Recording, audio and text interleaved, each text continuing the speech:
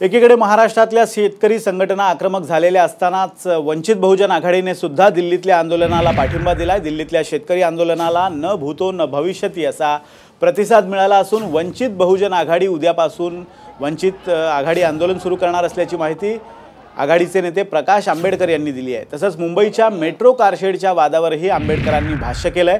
कांजूरमार्गला car shed व्हावं असा पहिला अहवाल होता, मात्र फडणवीस यांनी हे कारशेड गोरेगावला नेलं। शिवाय कांजूरमार्गची जागा ही केंद्राची नसून महाराष्ट्राचीच आहे, त्यामुळे कोर्टाने या वादात पडू नये असा सल्लाही त्यांनी दिलाय। कृषी क्षेत्रामध्ये जे काही नवीन कायदे आले त्या नवीन कायद्याच्या विरोधातली भूमिका आहे। वंचित बहुजन आघाडीने सुद्धा पाठिंबा जाहीर केलेला आहे। येत्या 17 तारखेपासून ॲक्टिवली महाराष्ट्रामध्ये कलेक्टर कचेरी असेल, तहसीलदाराच्या कचेरी असेल, त्या ठिकाणी निदर्शनं करायचे ठरलेले आहेत।